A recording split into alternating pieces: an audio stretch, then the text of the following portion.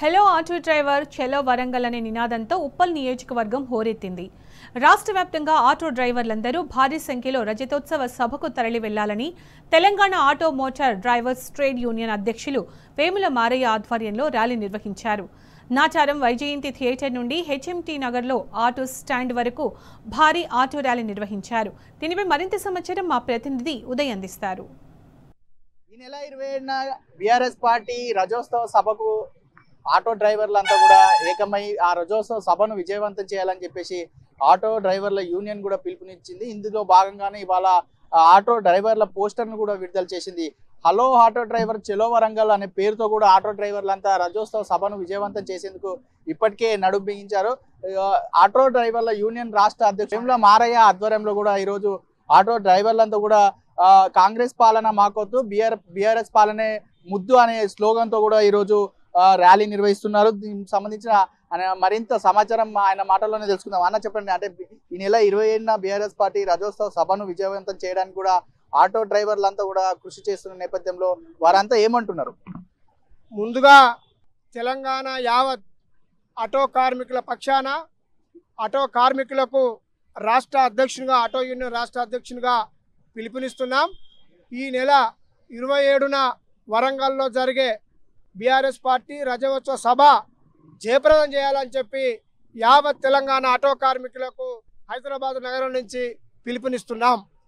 రెండోది, మేము ఆల్రెడీ ఇంతకుముందే ఆటో యూనియన్గా ఆటో డ్రైవర్లుగా నాయకులుగా ఎవరి నియోజకవర్గంలో వాళ్ళ పార్టీలకు ఎమ్మెల్యేలకు అందుబాటులో ఉన్నటువంటి ఆటో డ్రైవర్లంతా చందాలు వేసుకొని పార్టీలకు 5,000, 10,000, 50,000, ₹1,00,000 ఎవరికి తోచిన విధంగా ఆ పద్ధతిలో వాళ్ళు ఆటో డ్రైవర్లు అందరూ మరి బీఆర్ఎస్ పార్టీకి విరాళం ఇవ్వడం జరిగింది. అది మీ అందరికీ తెలిసిన విషయమే.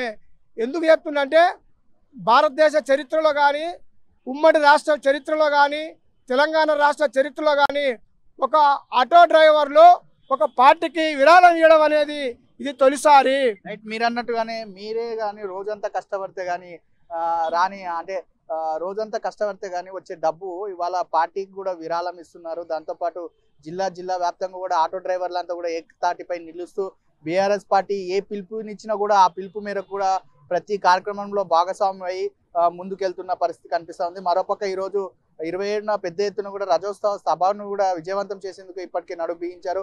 ఎంతమంది వెళ్తారో, ఏ రోజు వెళ్ళబోతున్నారు, ఎన్ని ఆటోలు ఇక్కడ నుంచి తరలి వెళ్ళబోతున్నాయి? ఇవాళ వరంగల్లో 27న జరిగే సభలో రాష్ట్రం ఉన్నటువంటి లక్షలాది మంది ఆటో డ్రైవర్లు ఆ సభకి వెళ్తారు.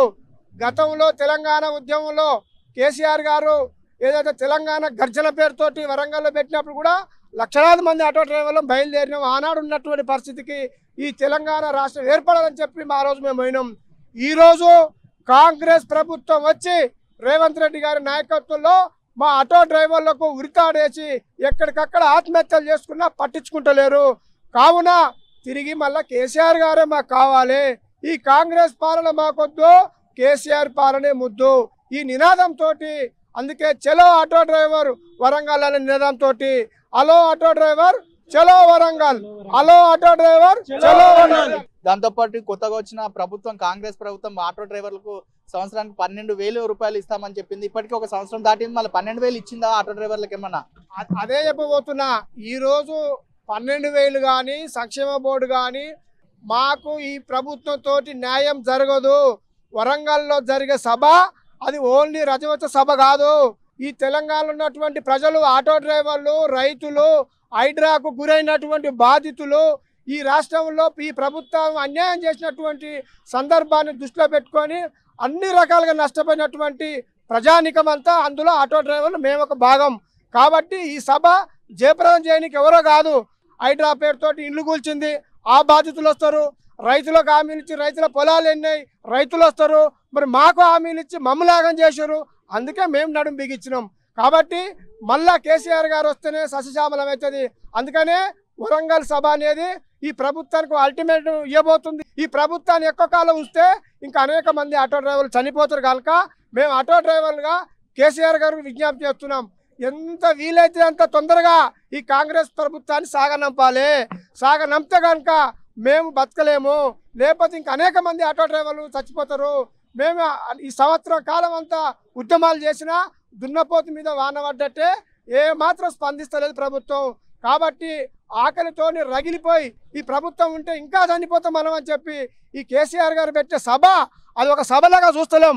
ఈ ప్రభుత్వానికి మార్పు రావాలి, కనువింపు జరగాలంటే లక్షలాది మంది ఆ సభ ద్వారా ఈ ప్రభుత్వానికి ఒక హెచ్చరిక చేయాలని చెప్పి ఉద్దేశంతో మేము ఆటో డ్రైవర్లంతా రాష్ట్ర వ్యాప్తంగా కదలాలని చెప్పి మేము రాష్ట్ర కమిటీగా మాట్లాడుకున్నాం.